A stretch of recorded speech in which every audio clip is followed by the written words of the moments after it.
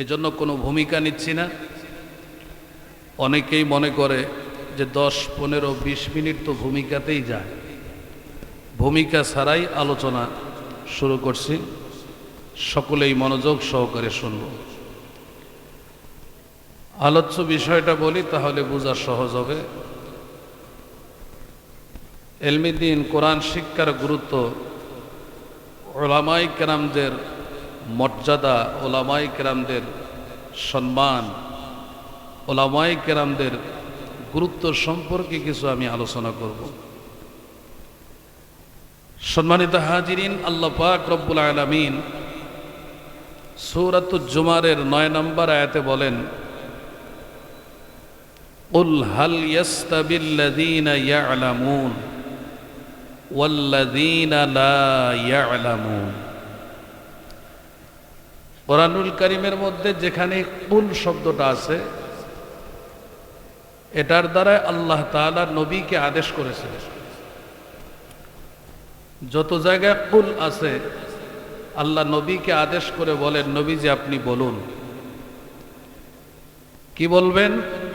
হাল ইয়াস্তাবিল্লাযীনা ইয়া'লামুন ওয়াল্লাযীনা লা ইয়া'লামুন। যে যারা জানে আর যারা জানে না, যারা জ্ঞান অর্জন করে আর যারা জ্ঞান অর্জন করে না, যারা শিক্ষিত আর যারা অশিক্ষিত,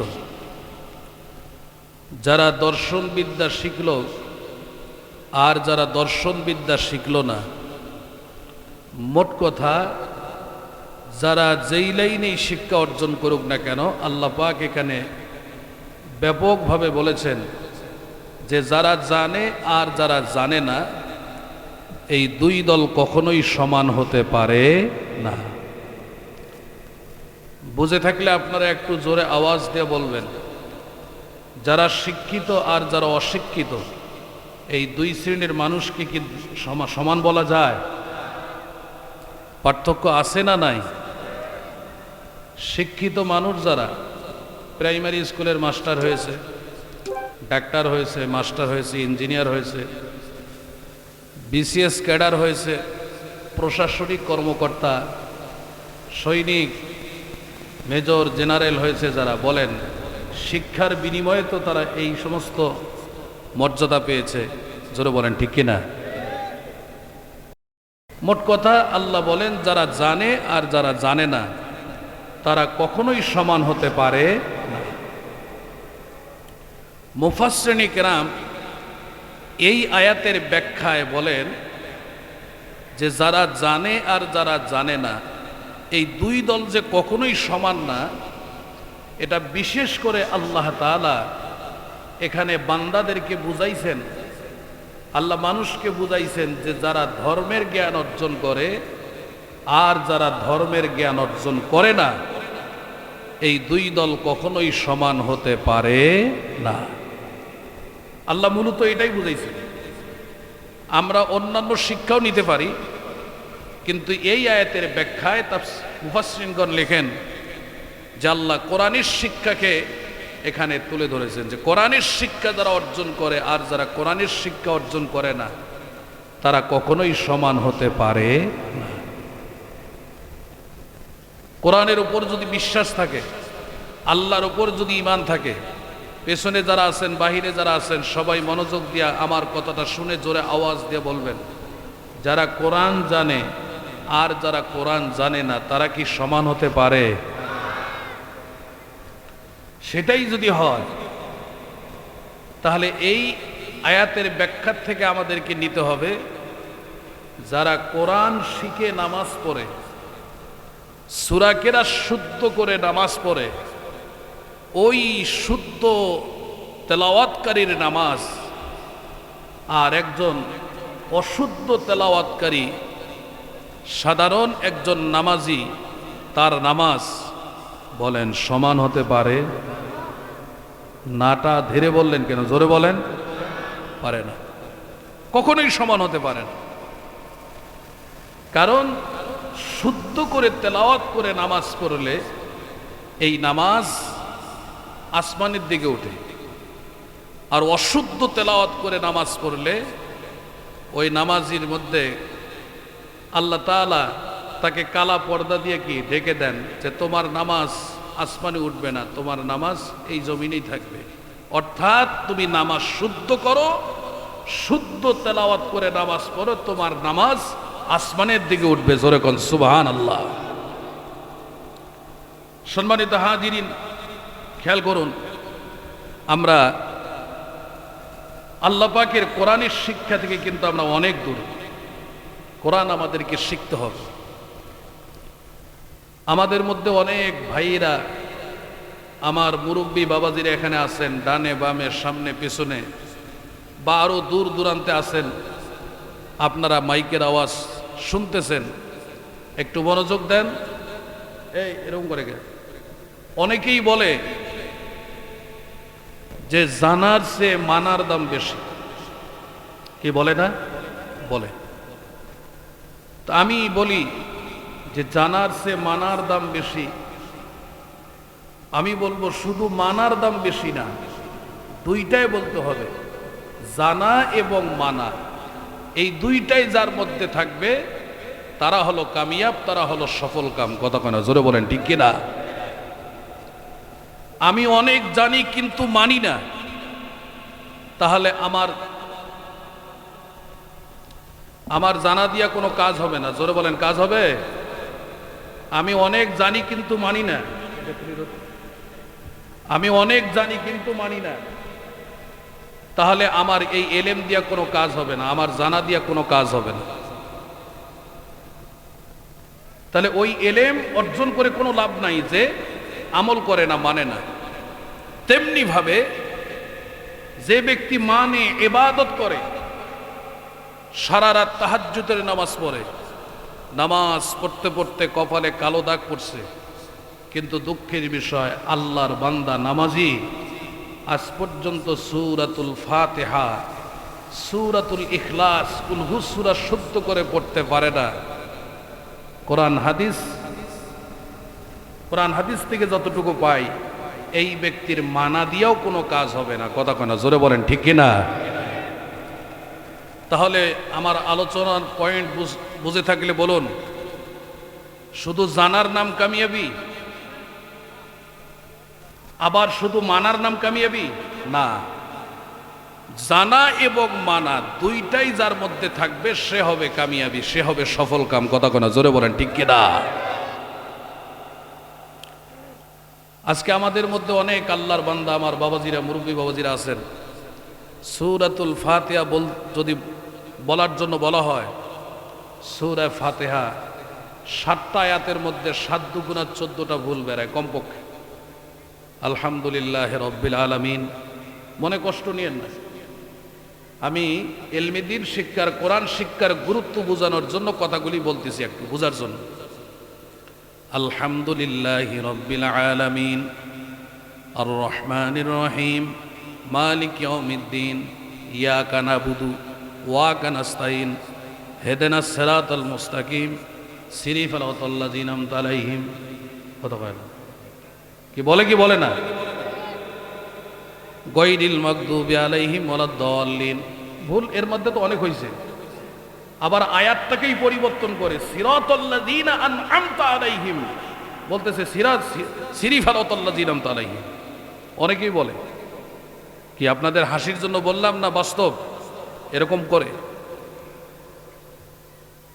যদি বলা হয় কুল হু সূরা পড়েন তো, কুল হু আল্লাহু আহাদ আল্লাহুস সামাদ লামে দোলাত ওলামো দোলাত। কথা কয় না? আরে বলেন, হয় কি হয় না? এ মুসলমান ইমানদার, আল্লাহ তাআলা নামাজ শুদ্ধ করে আদায় করার জন্য, রোজা শুদ্ধ করে আদায় করার জন্য, হজ শুদ্ধ করে আদায় করার জন্য, যাকাতটাও শুদ্ধ করে আদায় করার জন্য আল্লাহ তাআলা পৃথিবীতে যত নবী রাসূল দুনিয়াতে পাঠিয়েছেন, 1 লক্ষ থেকে 2,24,000 পয়গম্বর, এই লক্ষাধিক নবী রাসূলকে আল্লাহ তাআলা দুনিয়াতে পাঠানোর পর সমস্ত নবীগণকে আল্লাহ তাআলা যখন নবুয়ত তাদেরকে দান করা হয়, যখন নবীদেরকে নবী বানানো হয়, কোন নবী রাসূলকে আল্লাহ তাআলা সর্বপ্রথম নামাজের বিধান আল্লাহ দেন নাই যে নবী নামাজ পড়ো। আদম আলাইহিস সালাতু ওয়াস সালাম থেকে শুরু করে আখিরি নবী জনাবে মুহাম্মদুর রাসূলুল্লাহ সাল্লাল্লাহু আলাইহি ওয়াসাল্লাম, এর মাঝখানে লক্ষাধিক নবী রাসূল আল্লাহ দুনিয়াতে পাঠিয়েছেন। একজন নবীকে আল্লাহ তাআলা নবুয়ত দেওয়ার সঙ্গে সঙ্গে কোনো ইবাদতের বিধান আল্লাহ দেন নাই, নামাজ দেন নাই, রোজা দেন নাই, যাকাত দেন নাই, হজ দেন নাই। কোন নবীকে আল্লাহ তাআলা নবুয়ত দেওয়ার সঙ্গে সঙ্গে মসজিদও নির্মাণ করার জন্য বলেন নাই। বলবেন হুজুর, নবীদেরকে আল্লাহ তাআলা সর্বপ্রথম কিসের বিধান দিলেন?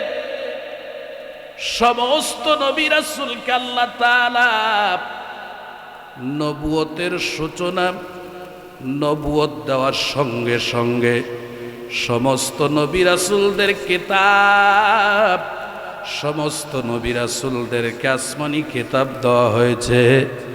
সমস্ত আসমানি কিতাবের প্রথম বিধান হলো আগে শেখো, আগে জ্ঞান অর্জন করো, আগে এলেম শিক্ষা করো। জোরে কোন সুবহানাল্লাহ।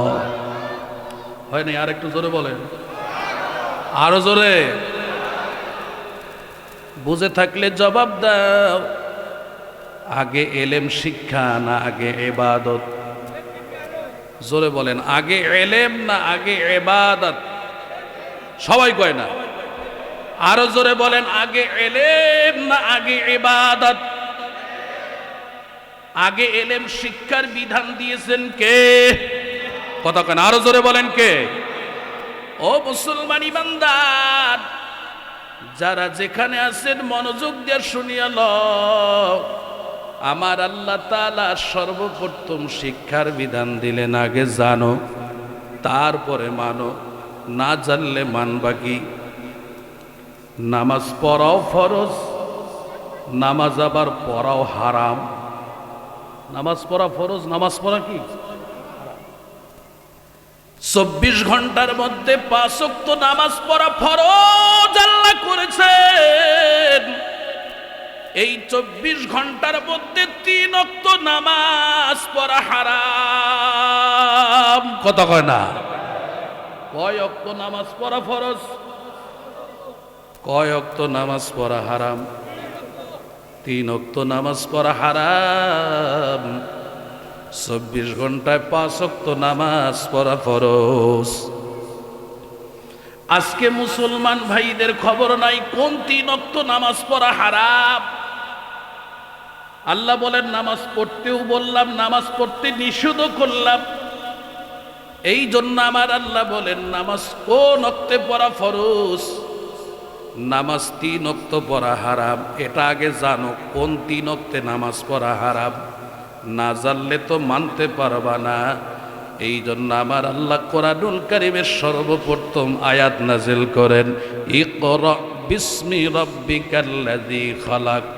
আল্লাহ নবীকে প্রথম বিধান দিলেন আগে জানো, নবী আগে শেখো, আগে জ্ঞান অর্জন করো। যত বিদ্যা আছে সব বিদ্যা অর্জন করো। দর্শন বিদ্যা অর্জন করো, বিজ্ঞান অর্জন করো, সমাজনীতি অর্জন করো, সব জ্ঞান অর্জন করবা, কোনো অসুবিধা নাই, অসুবিধা নাই। আমার আল্লাহ বলেন মুসলমানদের জন্য সবচাইতে শ্রেষ্ঠ শিক্ষা হলো কোরআনের শিক্ষা। কারণ কোরআনের শিক্ষা ছাড়া মুসলমানই ধরে রাখতে পারবে না। ইমানদার যদি ইমান নিয়ে বেঁচে থাকতে চায়, এই ইমানদারের জন্য সর্বশ্রেষ্ঠ প্রধান শিক্ষা হলো আল্লাহর ধর্মের শিক্ষা, কোরআনের শিক্ষা। জোরে বলেন ঠিক কিনা? কোরআনের শিক্ষা অর্জন করতে হবে। এর বিকল্প ঈমান ধরে রাখার কোনো উপায় নাই, কোনো বিকল্প পথ নাই যদি কোরআন না জানি, আল্লাহর ধর্ম সম্পর্কে জ্ঞান না রাখি। যার কারণে তো কোরআনের জ্ঞান, ধর্মের জ্ঞান না থাকার কারণে আজকে আমাদের মধ্যে অনেক আল্লাহর বান্দা নামাজও পড়ে, আবার শিরিকি মতবাদও গ্রহণ করে। শিরিকি মতবাদের রাজনীতি আছে, সে রাজনীতিগুলি কি করে গ্রহণ করে, বুঝেও না যেটা শিরিকি মতবাদ, এটা কুফরি মতবাদ। বলে কিসের শিরিক আর কুফরি মতবাদ? আমি আমার রাজনীতি করি, আওয়ামী লীগ করবো, আমি আওয়ামী লীগ করে থাকবো। আল্লাহর বান্দা চেনে না শিরিক কারে কয়। আল্লাহর বান্দা তাওহীদের উপর অটল থাকবে, তাওহীদ চিনে না। একত্ববাদ কাকে বলে আল্লাহর বান্দা জানে না। আমার আল্লাহ কোরআনে বলেন, আমার বান্দা তুমি যতই নামাজ পড়ো, রোজা করো, যাকাত দাও, সদকা দাও, মসজিদ দাও, মাদ্রাসা দাও, আমার সঙ্গে যদি শিরিকি লিপ্ত হও, শিরিক করো, তোমার সমস্ত আমল বরবাদ হয়ে যাবে। কথা কয় না? আরো আসতে বলেন, ঠিক জোরে বলেন, ঠিক কি না? শিরিক করলে কি হয়? সব আমল বরবাদ হয়ে যায়। কথা কয় না? জোরে বলেন, ঠিক কি না? আল্লাহ রাব্বুল আলামিন সূরাতুল আনআম আয়াত নাম্বার হলো 88, আল্লাহ বলেন, ওয়ালাউ আশরাকু লা হাফিযা আনহুম মা কানু ইয়ালামুন।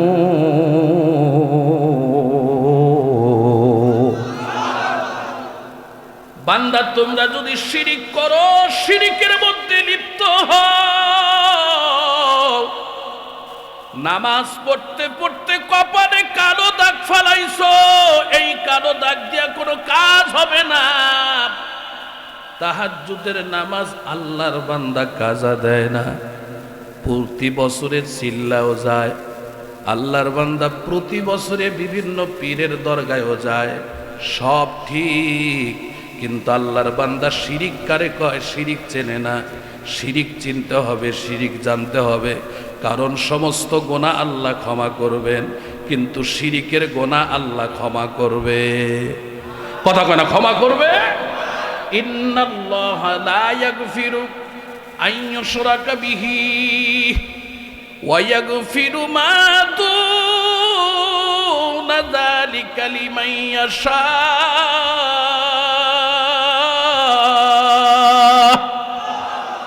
আল্লাহ বলেন, নিশ্চয় আমি আল্লাহ তাআলা, আল্লাহ বলেন আমি আল্লাহ ক্ষমা করব না যে ব্যক্তি আমি আল্লাহর সঙ্গে শিরিক করবে।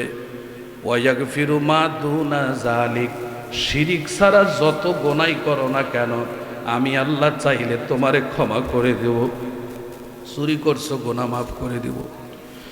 দুর্নীতি করছো, আমার কাছে মাফ চাও, আমি ক্ষমা করে দিব। বান্দা গুনাহ করছো, জেনা ব্যভিচার করছো, আমার কাছে কান্নাকাটি করো, আমি আল্লাহ ক্ষমা করে দিব। কিন্তু যারা আমি আল্লাহর সঙ্গে কোনো মাখলুককে সংযুক্ত করবে, কোনো মাখলুককে আমি আল্লাহর গুণে গুণান্বিত করবে, এই শিরিকি গুনাহ আমি আল্লাহ ক্ষমা করব না।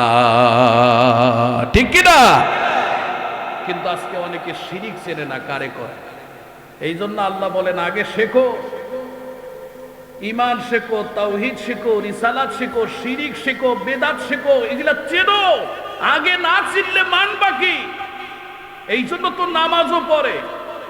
শিরিকি মতবাদী যারা, তাদের সঙ্গে রাজনীতিও করে। কথা কয় না? নামাজ পড়তে পড়তে এই কপালে এখানে একটা কালো দাগ, এই দুই দিকে কালো দাগ, মানে গোটা কপাল কালা হয়ে গেছে। কিন্তু শিরিকি মতবাদের রাজনৈতিক নেতাকর্মীদের সঙ্গে চলাফেরা করে আর বলে সর্বময় ক্ষমতার মালিক জনগণ। সুবহানাল্লাহ, সুবহানাল্লাহ। সর্বময় ক্ষমতার মালিক, জোরে বলেন কে? হয় নাই? সর্বময় ক্ষমতার মালিক, জোরে বলেন কে? ইহুদিরাও আল্লাহ মানে, আমরাও আল্লাহ মানি। খ্রিস্টানেরাও আল্লাহ মানে, আমরাও আল্লাহ মানি। কোন পার্থক্য নাই, পার্থক্য একটাই, ইহুদি খ্রিস্টানেরা আল্লাহর সঙ্গে শিরিক করে, আর মুসলমানেরা কখনো আল্লাহর সঙ্গে শিরিক করতে পারে। ইহুদিদের মতবাদ হলো আল্লাহ সর্বক্ষমতার মালিক, মুসা নবীও সর্বময় ক্ষমতার মালিক। ইহুদিরা বলে আল্লাহর ছেলে ওজার ইবনুল্লাহ, ওজার নবী আল্লাহর ছেলে। খ্রিস্টানদের মতবাদ, খ্রিস্টানেরা আমাদের মতোই আল্লাহকে স্রষ্টা বলে স্বীকার করে। এখনো পৃথিবীর সমস্ত খ্রিস্টানেরা আমাদের মুসলমানদের মতোই আল্লাহকে সৃষ্টিকর্তা বলে স্বীকার করে। তারপরেও কোনো ওলামায়ে কেরাম, কোনো মুফতি মুহাদ্দিস ফতোয়া দেয় নাই যে খ্রিস্টানেরা জান্নাত যাবে। সবাই জানে খ্রিস্টানেরা কি জাহান্নামী না জান্নাতি? আরো জোরে। আমার ভাইরা, বাবাজিরা, মা বোনেরা, খ্রিস্টানেরা জাহান্নামী কেন? খ্রিস্টানরা শিরিক করেছে আল্লাহর সঙ্গে, জঘন্য শিরিক। ইশরাক ফি জাতিল্লাহ, আল্লাহর জাতের সঙ্গে তারা শিরিক করেছে। আল্লাহর কোনো বংশ নাই, আল্লাহর পূর্বপুরুষ বাপ দাদা 14 গোষ্ঠী নাই, আল্লাহ তাআলার এইরকম ভাবে সন্তান নাতিপুতি নাই। জোরে বলেন, আল্লাহর কোনো বংশ আছে? আছে। খ্রিস্টানেরা বলে যিশু খ্রিস্ট ঈসা নবী আল্লাহর ছেলে। জোরে বলেন নাউজুবিল্লাহ। এ নাগেশ্বরী বেরুবাড়ি ইউনিয়নের মুসলমান ইমানদার, খ্রিস্টানেরা আমাদের মতোই আল্লাহরে বিশ্বাস করে, আল্লাহ স্রষ্টা। কিন্তু খ্রিস্টানেরা আমার আল্লাহর সঙ্গে শিরিক করেছে, জঘন্য শিরিক। তারা বলে আল্লাহ একজন খোদা, যিশু খ্রিস্ট ঈসা নবী আল্লাহর ছেলে, সেও খোদা। ঈসার মা মরিয়ম, সেও আর এক খোদা। তারা 3 খোদায় বিশ্বাসী। কথা গঞ্জরে বলেন ঠিক কিনা? মুসলমান ইমানদার, বলতেছিলাম মূল আলোচনা মনে রাখবেন। আজকে আমরা শিরিক না চেনার কারণে আমরা শিরিক করি, আমরা কুফরি মতবাদ না জানার কারণে আমরা কুফরি করি। এই জন্য আমার আল্লাহ বলেন, আমি আগে নামাজের বিধান দিলাম না, রোজার বিধান দিলাম না। কোরআনুল কারীমের সর্বপ্রথম বিধান, শিক্ষার বিধান আগে শেখো, আগে জানো, তারপরে মানো। বুঝে থাকলে জোরে আওয়াজ দিয়া বলেন, আগে জানা না আগে মানা? আরো জোরে, আগে জানা। অনেক বাবাজিরা এটা বিশ্বাস করে না। কেন? জানতে গেলে হুজুরের কাছে যেতে হবে, এলেম শিখতে গেলে হুজুরদের শরণাপন্ন হতে হবে, ইমাম সাহেবকে দিল থেকে মহব্বত করতে হবে, মসজিদের মুয়াজ্জিন সাহেবকে যতটুকু জানে তো তাকে মহব্বত করতে হবে, মাদ্রাসার মুহতামিম সহকারী শিক্ষকদের মহব্বত করতে হবে, হাফেজদেরকে শ্রদ্ধা করতে হবে। কেন? যে আমি তো জানি না। যারা যেই লাইনে শিক্ষা অর্জন করতে চায়, ওই লাইনের যারা বিশেষজ্ঞ, ওই বিশেষজ্ঞ ব্যক্তির শরণাপন্ন হওয়া ছাড়া ওই বিষয়ের শিক্ষা অর্জন করা সম্ভব না। আচ্ছা বলেন তো, আমরা যদি 10 তলা 20 তলা বিল্ডিং করি, 5 তলা বিল্ডিং করি, 3 তলা 2 তলা বিল্ডিং করি, এই বিল্ডিং করার জন্য প্ল্যান নেওয়ার জন্য যাই ডাক্তারের কাছে, কৃষি অফিসারের কাছে, কার কাছে যাই? ইঞ্জিনিয়ারের কাছে। এ বেরুবাড়ির মুসলমান ইমানদার, এখন আসুন যারা কৃষক,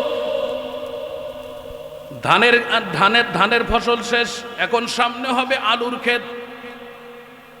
আলুর ক্ষেতের যেন আমার ফসল ভালো হয়, 1 বস্তাতে 15-20 বস্তা আলু কেমনে ফলা যায়? আল্লাহর বান্দা কৃষক পরামর্শ নেওয়ার জন্য যায় ডাক্তারের কাছে। কার কাছে? কৃষি অফিসার বিএসএর কাছে যায়। একটু মনোযোগ দেন, মন দিয়া বোঝেন কথাগুলি। আল্লাহর বান্দারা, কৃষকেরা কৃষি অফিসারের কাছে যায়, যারা বাসাবাড়ি বিল্ডিং করে তারা প্ল্যান নেওয়ার জন্য যায় সিনিয়র ইঞ্জিনিয়ারের কাছে। এখন আসুন যারা অসুস্থ, মারাত্মক রোগ হয়েছে, ডায়াবেটিস বেড়ে গেছে, মাথা সবসময় ব্যথা করে, চিপ সবসময় চিপে ধরে থাকে, অতিষ্ঠ ভাব, আল্লাহর বান্দার পেটে ব্যথা, আল্লাহর বান্দার কিডনির সমস্যা, আল্লাহর বান্দা শ্বাস নিঃশ্বাস সুন্দরভাবে নিতে পারে না, এই আল্লাহর বান্দা অসুস্থ ব্যক্তি কৃষি অফিসারের কাছে পরামর্শ নেওয়ার জন্য যায় নাকি ডাক্তারের কাছে যায়? যেমন তেমন ডাক্তারের কাছে যায় না, এমবিবিএস ডাক্তারের কাছে যায়। এমবিবিএস ভালো ডাক্তারের কাছে যায়। ও বেরুবাড়ির মুসলমান ইমানদার, সুতরাং আমরা আল্লাহর কোরআন জানি না, এই কোরআন শিখার জন্য ওলামায়ে কেরামদের সঙ্গে আমাকে কাজ করা লাগবে, ওলামায়ে কেরামদেরকে শ্রদ্ধা করা লাগবে, ভক্তি করা লাগবে। আলেমদের মহব্বত, আলেমদের শরণাপন্ন হওয়া ছাড়া আপনার আমার আমল সুন্দর হবে না, ঈমান সুন্দর হবে না। ঈমান আর আমল যদি সুন্দর করতে চাও, সর্বস্তরের মুসলমান ভালো করে শুনে নাও, ভক্তি সহকারে শোনো, এইরকম ভাবে মহব্বতের সাথে কথাটা মেনে নেন। ওলামায়ে কেরামদের শরণাপন্ন হওয়া ছাড়া কোরআনের জ্ঞান, সূরা কেরাতের জ্ঞান, মাসআলা মাসাইলের জ্ঞান অর্জন করা কিছুতেই সম্ভব নয়। জোরে বলেন ঠিক কিনা? কমপক্ষে মাদ্রাসায় তো আসতে হবে। মাদ্রাসায় না আসলে তো আপনি কোরআন শিখতে পারবেন না, সূরা কেরাত শিখতে পারবেন না। নিজে শিখলাম না, বরবাদ হয়ে গেলাম, বরবাদ হয়ে গেল আমার জীবন। কিন্তু আমি আমার সন্তানকে শিক্ষা দেব, আমার সন্তান যেন প্রাথমিক পর্যায়ে তার জীবনের শুরুতেই, তার জীবনের সূচনা লগ্নে সে যেন ঈমান চিনতে পারে, শিরিক চিনতে পারে, সে যেন আমলের ইবাদতের মাসআলা মাসাইলগুলি শিখতে পারে। এই নিয়তে আজকে আপনারা এখানে বসবেন। নিয়তকে শুদ্ধ করুন যে আমি শিখতে পারি নাই, আফসোস, আমি কপাল পোড়া, আমার সন্তান আছে, ছেলে হোক মেয়ে হোক, আমার নাতিপুতি আছে, আমি তাদের কপাল পুরব না, আমি তাদের কপালটা নষ্ট করব না, মাদ্রাসায় সন্তানকে দেব ইনশাআল্লাহ। আচ্ছা, মাদ্রাসায় দিয়া বড় আলেম করতে হবে, আজহার বিশ্ববিদ্যালয়ে পাঠাইতে হবে, বা কোরআনের বড় গবেষক হওয়ার জন্য অমুক হাটাজারি মাদ্রাসা, দেওবন্দ মাদ্রাসা বা অমুক কামিল টাইটেল বড় মাদ্রাসায় না পড়াইলে আমার সন্তান কামিয়াব হবে না, এরকম কি কোনো ফতোয়া কেউ দিছে নাকি? না। সন্তানকে কমপক্ষে প্রাথমিক পর্যায়ে এই মাসুম নুরানি হাফিজি মাদ্রাসা, আমি তো শুনলাম এই মাসুম নামে যার নামে মাদ্রাসা, তিনি দুনিয়ার থেকে ইন্তেকাল করেছেন। আমার বাবাজি বললেন, আমি এর আগেও শুনেছি, ফোন করে বলা হয়েছিল, আজকেও আমাকে বলা হলো। আল্লাহর কাছে দোয়া করি, আল্লাহ সর্বস্তরের মুসলমান নর নারী নিয়ে দোয়া করি, মা আল্লাহ ওয়াজের মাঝখানে এই মাসুম ভাইকে তুমি জান্নাতের উচ্চ মাকাম দান করো। আরো দিল থেকে বলেন আমিন। তার সঙ্গে এই মাদ্রাসার শিক্ষক নাম হলো মাওলানা মিজানুর রহমান ভাই, তিনিও দুনিয়ার থেকে চলে গেছেন কিছুদিন আগে। তার জন্য দোয়া করি, আল্লাহ তারে অকাল মৃত্যু দিয়েছেন। অকাল মৃত্যু তো বলা যায় না, মৃত্যু দেওয়ার মালিক হলেন আল্লাহ। আল্লাহ শিশুকালে মৃত্যু দেন, যৌবনকালে মৃত্যু দেন, বুড়া হলেও আল্লাহ মৃত্যু দেন। আল্লাহ যে কোনো সময় মৃত্যু দিতে পারেন, অকাল মৃত্যু বলার কোনো দরকার হয় না। এই মিজানুর রহমান ভাইকেও যেন আল্লাহ তাআলা জান্নাতের উচ্চ মাকাম দান করেন, বলেন আমিন। আর জোরে বলেন আমিন। বলতেছিলাম সন্তানদেরকে প্রাথমিক পর্যায়ে আল্লাহ তাআলার কোরআন শিক্ষা দেওয়ার জন্য মাসুম হাফিজি মাদ্রাসায় সন্তানকে ভর্তি করে দিবেন। এলাকার মুসলমানগণ দিবেন তো ইনশাআল্লাহ। এই সন্তান 1 বছর 2টা বছর পর সন্তানকে আবার আপনি স্কুল কলেজ ভার্সিটিতে নিয়ে যাবেন, কোনো অসুবিধা নাই।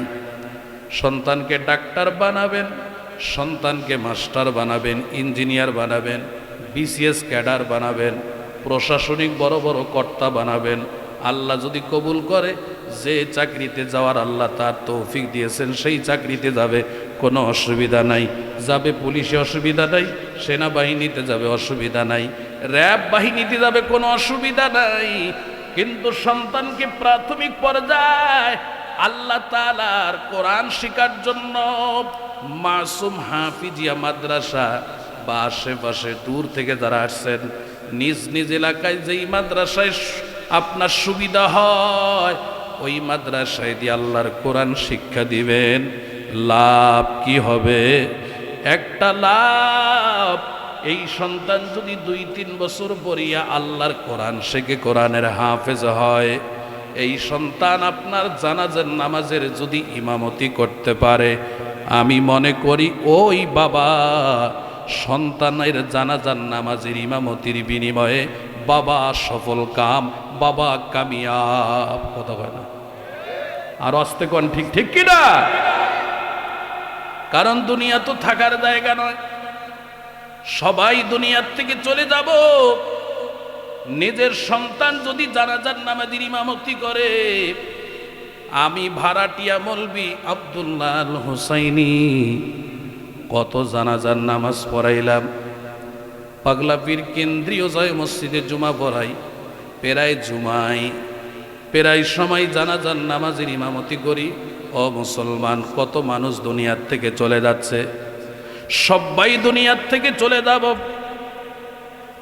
আমি চিন্তা করি জানাজার নামাজের ইমামতি করলাম, এই মসজিদের খতিব হওয়ার কারণে লক্ষ্য করি আমার চোখে তো পানি আসে না।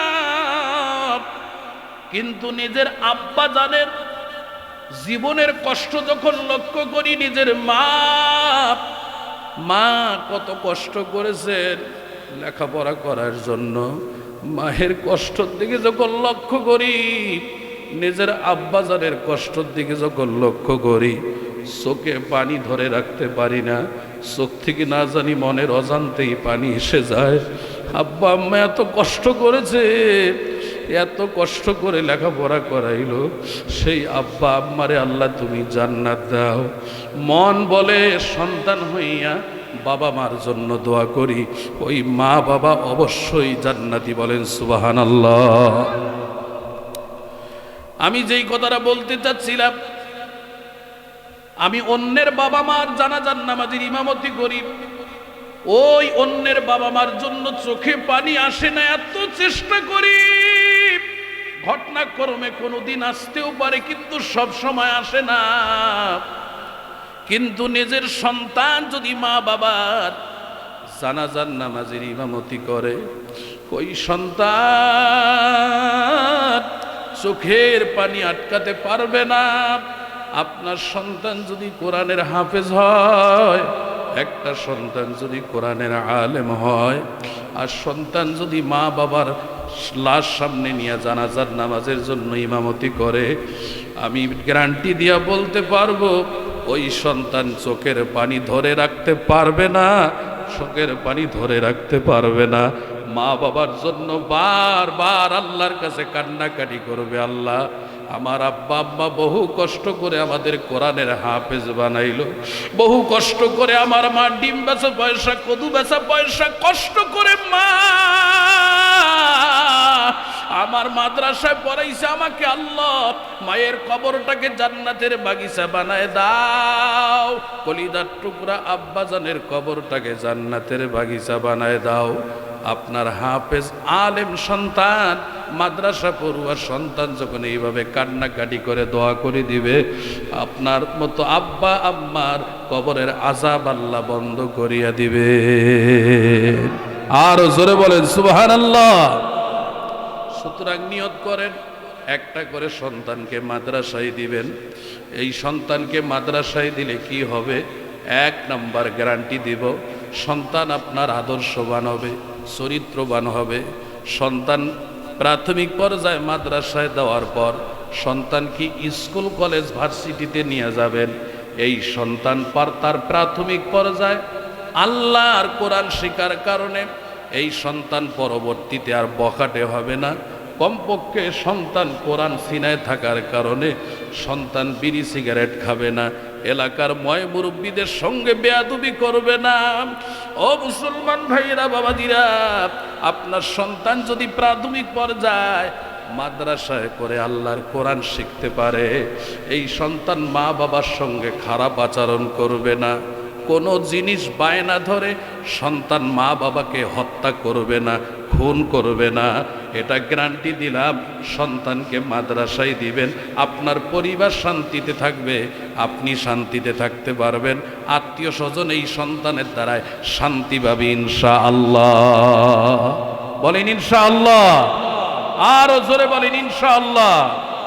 আল্লাহ আমাদের সকলকে নিজ নিজ সন্তান না থাকলে আল্লাহ নিজ নিজ পরিবারের যে সদস্য আছে, নাতি পুতি, সাউন্ডটা কমাই দেন, গুনগুন করতেছে, একটু কমাই দেন।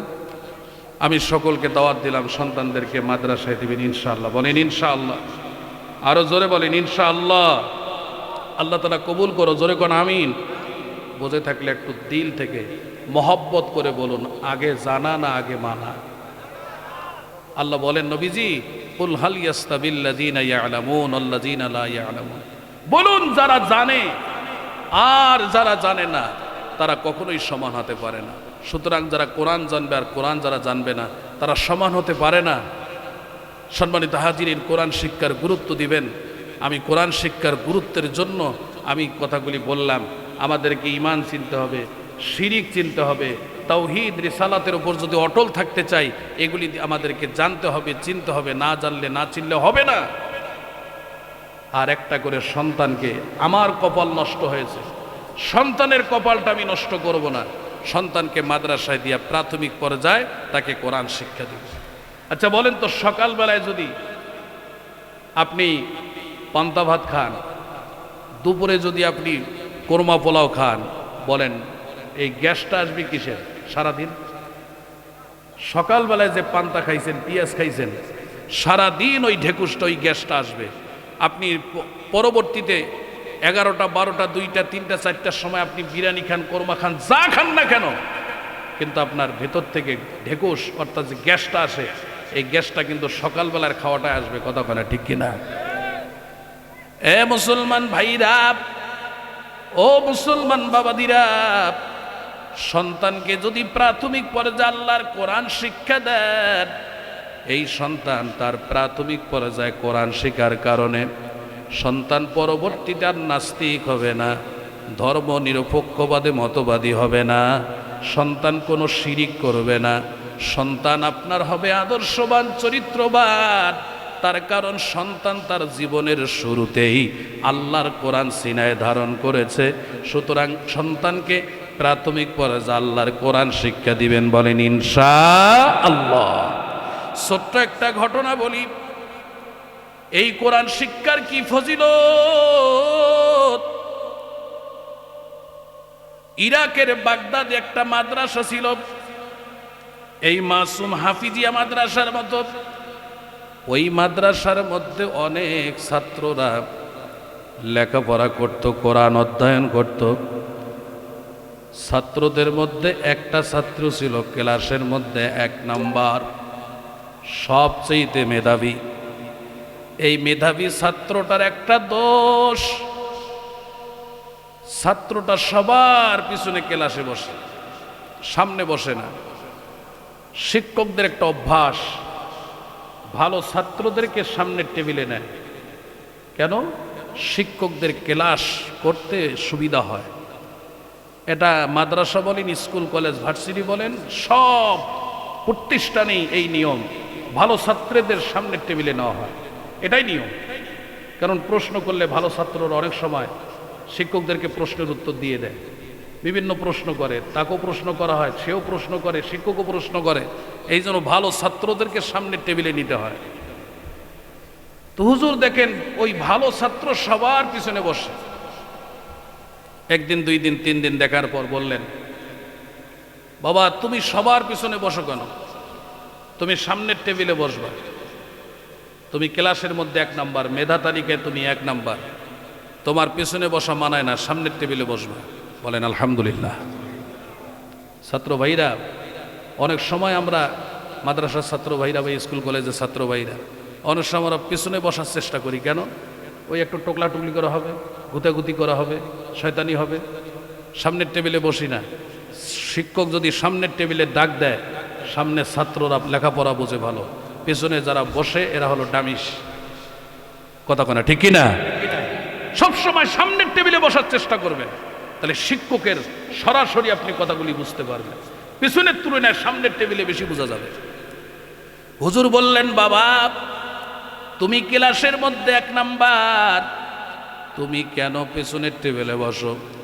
আগামীকাল থেকে যেন তোমার টেবিলে পাই। ছাত্র কথা দিলেন, হুজুর ঠিক আছে, আমি আগামীকাল থেকে সামনের টেবিলে বসব। পরের দিন হুজুর লক্ষ্য করলেন সামনের টেবিলে নাই, আবার পিছনের টেবিলে। হুজুর প্রথম দিন কিছু বললেন না, দ্বিতীয় দিনের অপেক্ষায় রইলেন। দ্বিতীয় দিন দেখলেন একই ঘটনা, ছাত্র সবার পিছনে বসেছে, সামনের টেবিলে বসে নাই। হুজুর দ্বিতীয় দিন কিছু বললেন না, তৃতীয় দিন দেখলেন একই ঘটনা, সবার পিছনে বসেছে। হুজুর ছাত্রকে ডাক দিলেন, আয় বাবা আয়। ছাত্র যখন চলে আসতো, হুজুর বললেন, বাবা তুমি কথা দিয়েছো সামনের টেবিলে বসবা, ওয়াদা দেওয়ার পরেও তুমি কেন পিছনের টেবিলে বসো? ছাত্র কেঁদে ফেলল, কাঁদে আর বলে, হুজুর আমি সামনের টেবিলে বসার জন্য বাড়ির থেকে ক্লাসের 1 ঘন্টা পূর্বে রওনা দেই, যাতে আমি সামনের টেবিলে বসতে পারি, কিন্তু তারপরেও সামনের টেবিলে বসা হয় না। হুজুর বলেন, বাবা কেন বসা হয় না? ছাত্র বলেন, হুজুর আমি যখন বাড়ির থেকে মাদ্রাসা আসার জন্য রওনা দেই, আমি লক্ষ্য করি আমার পায়ের নিচে একটা বিদ্যুৎ চমকায়, একটা আলো চমকায়। বাড়ির থেকে শুরু করে যখন হাঁটা শুরু করি, ডান পা ফেলাই, পায়ের নিচে বিদ্যুৎ চমকায়, বাম পা ফেলাই, বিদ্যুৎ চমকায়। এইভাবে বাড়ির থেকে শুরু করে মাদ্রাসা আসা পর্যন্ত আমার প্রতিটা কদমে কদমে পায়ের নিচে একটা আলো চমকায় ওঠে। আমি ওই আলোটা দেখে ভয় পেয়ে যাই, এই জন্য আমার আসতে দেরি হয়। যেরকম সুবহানাল্লাহ। হুজুর চিন্তা করলেন, আমার ছাত্রটি সাধারণ ছাত্র নয়। হুজুর তো হাদিসে পড়েছেন, যারা ইলমি দ্বীন শিক্ষা করার জন্য মাদ্রাসায় যায়, ইলমি দ্বীন শিক্ষা করার জন্য যারা ঘর থেকে বের হয়, ওই তালিবুল ইলম ছাত্রদের পায়ের নিচে নূরের তৈরি ফেরেশতারা নূরের ডানা বিছায়া দেয়। ওই ফেরেশতাদের নূরের ডানার উপরে যখন পা মোবারক পড়ে যায়, ওই ফেরেশতাদের নূরের ডানার থেকে আল্লাহর নূর চমকায়। হুজুর বললেন, বাবা তোমার পায়ের নিচে যে বিদ্যুৎ চমকায়, এটা দুনিয়ার কোনো সাধারণ বিদ্যুৎ নয়, দুনিয়ার কোনো সাধারণ আলো নয়। আল্লাহ রসুল হাদিসের মধ্যে বলেছেন, ইলমি দ্বীন শেখার জন্য যারা মাদ্রাসায় যায়, ঘর থেকে বের হয়, তাদের পায়ের নিচে নূরের তৈরি ফেরেশতারা নূরের ডানা বিছায়া দেয়। ওই ফেরেশতাদের নূরের ডানার উপরে যখন পা মোবারক পড়ে, ফেরেশতাদের নূরের ডানার থেকে আল্লাহর নূর চমকায়। এই ছাত্রটি ছিলেন কে? ছাত্রটি ছিলেন ইমামে গাজ্জালী রহমতুল্লাহি আলাইহি। চিৎকার দিয়া বলেন সুবহানাল্লাহ। একটা সন্তানকে যদি ইমাম গাজ্জালীর মতো সন্তান বানাইতে চান, একটা সন্তানকে উলামায়ে কেরামদের মতো যদি ভালো একজন আলিম হিসেবে দেখতে চান, বাংলাদেশের বড় বড় মুফাসসির মিজানুর রহমান আজহারি, মাওলানা মামুনুল হক, হাফিজুর রহমান সিদ্দিকী কুয়াকাটা, আরো বড় বড় বক্তা যারা আছেন, এদের মতো নুরানি চেহারা যদি দেখতে চান, মনে প্রাণে শতভাগ আশা রেখে নবীর ঘর মাদ্রাসায় দিবেন, আপনার সন্তানকে আল্লাহ তাআলা একজন মুহাক্কিক আলেম হিসাবে আল্লাহ কবুল করবেন। বলেন আমিন। আরো জোরে বলেন আমিন। সম্মানিত হাজিরিন, সবাই নিয়ত করেন সন্তানকে মাদ্রাসায় দিব ইনশাআল্লাহ। আরো জোরে বলেন ইনশাআল্লাহ। মা বোনেরা আপনারাও নিয়ত করেন।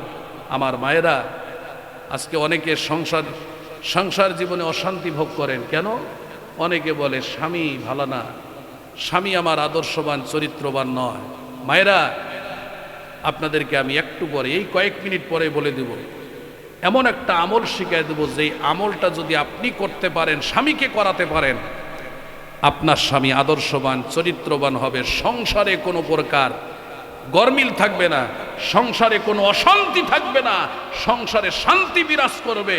আপনি আজকেই করবেন, আগামীকাল থেকে করবেন। স্বামী স্ত্রীর মধ্যে আমলটা যদি শুরু হয়ে যায়, ইনশাআল্লাহ স্বামী স্ত্রীর মধ্যে শান্তি রাত্রেই ফিরে আসবে, আগামীকালেই ফিরে আসবে, কোনো অসুবিধা হবে না। আল্লাহ কবুল করো, জোরে করো আমিন। মা বোনেরা, কোন আমলটা করলে, নিজে করলে, স্বামীকে করাতে পারলে সংসারে শান্তি হবে, সংসারে অশান্তি বিরাজ করবে না।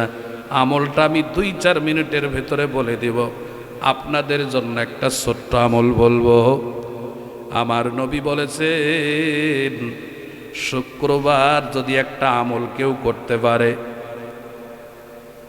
সেই আমলটা করতে 4 থেকে 5 মিনিট সময় লাগবে। কি বার? আরো জোরে। শুক্রবার। সময়টা হলো আসরের নামাজের পর। আমার নবী বলেছেন, আমার উম্মতেরা আমার উপর যদি তোমরা 80 বার দরুদ পাঠ করো, এই 80 বার দরুদ পাঠ করতে 4 থেকে 5 মিনিট সময় লাগবে। নবী আলাইহিস সালাতু ওয়াস সালাম বলেছেন, 80 বার যেই উম্মতানিরা পাঠ করবে, আমি নবী বললাম তার 80 বৎসরের গোনা মাফ। কয় বছরের গোনা মাফ? বলবেন হুজুর এটা কি দুর্বল হাদিস, এটা কি জয়ীফ হাদিস? না, জয়ীফ হাদিস না, দুর্বল হাদিস না, বিশুদ্ধ হাদিস। আমার নবী বলেছেন, শুক্রবার আসরের নামাজের পর 80 বার এই দরুদটা যে পাঠ করবে, আমার নবী, দয়ার নবী, দু জাহানের নবী, রহমতের নবী বলেছেন, আল্লাহ তাআলা তার 80 বৎসরের গোনা মাফ করে দিবে। আমার নবীর প্রতি দরুদ পাঠ করা, নবীর মহব্বত কি জিনিস, আল্লাহ তার গুনাহ মাফ করে দিবেন। এই জন্য নবীর মহব্বত নিয়ে আমরা মাহফিলে আসব, আল্লাহর মহব্বত নিয়ে মাহফিলে আসব।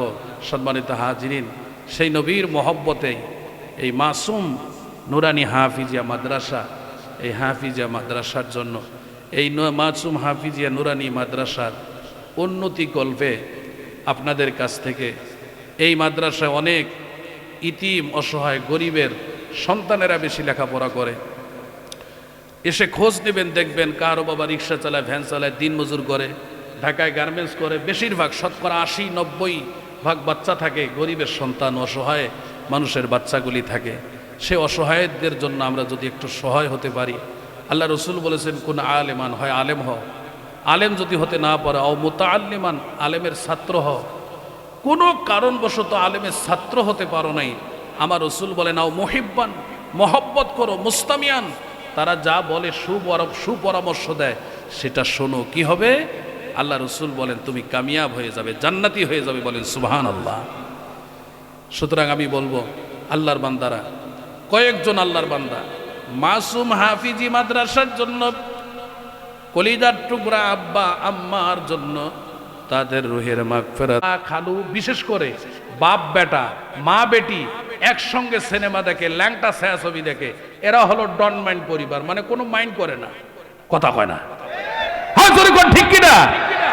ভাই বোন মিলেমিশে ড্যান্স ক্লাবে যায়, আছে বয়ফ্রেন্ড গার্লফ্রেন্ড, নাচে আর গায়, সব শেষে বাড়ি ফিরে গভীর রাতে, কখনো বা রাত কাটে বন্ধুর বাড়িতে। বাবা মা জানে তবু ফিরে না কহুশ, বাবা মা জানে তবু ফিরে না কহুশ, কেন? তারাও তো যৌবনে ছিল বেহুশ, কথা কয় না, বলে ঠিক কিনা? শতকরা 2-4টা পরিবার আছে বলে, আমার ছেলে সন্তান, আমার মেয়ে সন্তান এরকম হলো কেন? কেন যুবক বয়সে তোমরাও ছিলে এইরকম, যার কারণে এইরকম হয়েছে, কথা কয় না, ঠিক কিনা? ভাই বোন মিলেমিশে ড্যান্স ক্লাবে যায়, আছে বয়ফ্রেন্ড গার্লফ্রেন্ড নাচে আর গায়, সব শেষে বাড়ি ফিরে গভীর রাতে, কখনো বা রাত কাটে বন্ধুর বাড়িতে, বাবা মা জানে তবু ফিরে না হুঁশ, কেন তারাও তো যৌবনে ছিল বেহুশ, ঠিক কিনা? যাক, সঙ্গীতটা বড় সঙ্গীত, কখনো আসলে বলবে ইনশাল্লাহ। ডাক্তার কফিল উদ্দিন ভাই 500 টাকা আল্লাহ কবুল করো, জোরে কোন আমিন। হ্যাঁ ইনশাল্লাহ চাপ বেজি। সম্মানিত হাজিরিন, অনেক টোকেন আসছে। জি, মকবুল হোসেন 1 পিস টিন, প্রধান বক্তা ভাই পরে এগুলো বলে দেবেন, ভাই চলে আসছেন। আমি আপনাদের আছি যে বললে আমি শেষ করব, কারণ আপনাদের অনুমতি স্যার হুট করে শেষ করে হুজুর আপনি আমাদের কালেকশনটা নষ্ট করলেন। যাই হোক, সম্মানিত হাজিরিন, বলেন আমাদেরকে কোরআন শিক্ষার দরকার আছে না নাই? শুধু আমি অনেক বড় আলেম মানি না, আমার এলেমের কোনো দাম আছে? আমার এলেম দিয়ে কোনো কাজ হবে না। আবার অনেক মানি, নামাজ পড়ি, তাহাজ্জুদ পড়ি, কিন্তু আমি জানি না নামাজের মাসলা মাসাইল জানি না। 5 ওয়াক্ত নামাজ পড়া ফরজ, 3 ওয়াক্ত নামাজ পড়া হারাম।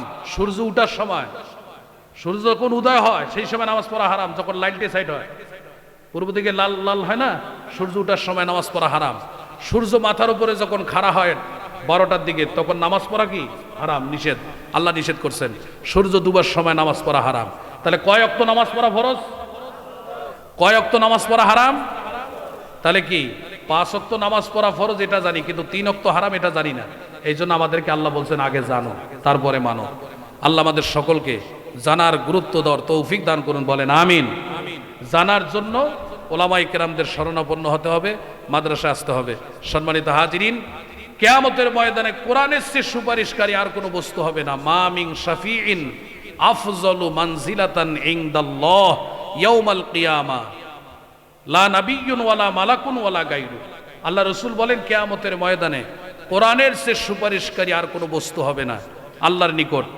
কোনো নবীও হবে না, কোনো রসুলও হবে না, কোনো ফেরেশতাও না, ওয়ালা গায়রু ইত্যাদি ইত্যাদি কোনো বস্তু হবে না কোরআনের চেয়ে বড় সুপারিশকারী।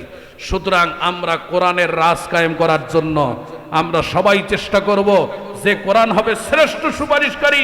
এই বাংলার জমিনে যেন কোরআনের রাজ কায়েম হয়, আল্লাহ তাআলা কবুল করো, জোরে কান আমিন। মা বোনেরা, আপনারা যে কাজটা করলে স্বামী আদর্শবান হবে, আরো অনেক আমলের কথা থাকলো, কখনো যদি সুযোগ হয় ইনশাল্লাহ বলবো। আল্লাহ তাআলা আমাদের সকলকে আল্লাহ তাআলা কবুল করুন।